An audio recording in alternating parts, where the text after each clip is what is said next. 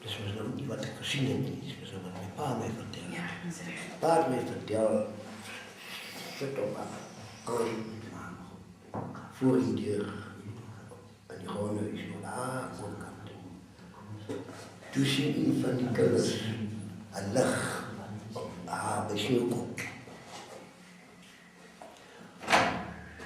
Kom vragen dan. Zei die een van die kinders zei van mijn pa. Gaat hij in de eindig, maar toen zei mijn pa voor ons, nou moet je luisteren, gewoon nader.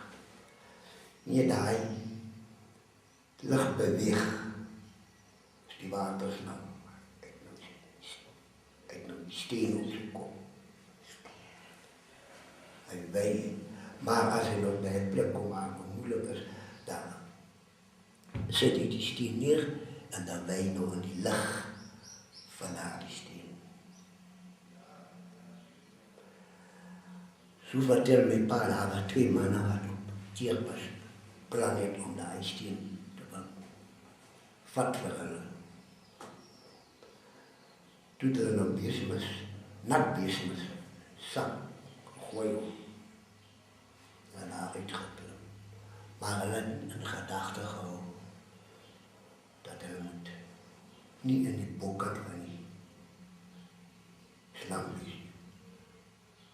Als die slangen als een ruik kreeg, dan is het gevaar. En dat was net wat hij nou die steen zat toemaakt met die bezemes. Hier komen die donkerte in die lucht. Daar bestaan nog zo'n skrien. Maar hier komen het maandag is. Met andere woorden, dat was de ook een misselijke wel kon niet die zien en die handen krijgen. Maar je kan hem vangen. Die steen vangen met bezemes. Duizenden, miljoenen dat je voor mijn handen krijgt, verkoop een wagen, maar dan kan je niet miljonair worden. Dat is zoals mijn pa me vertelt.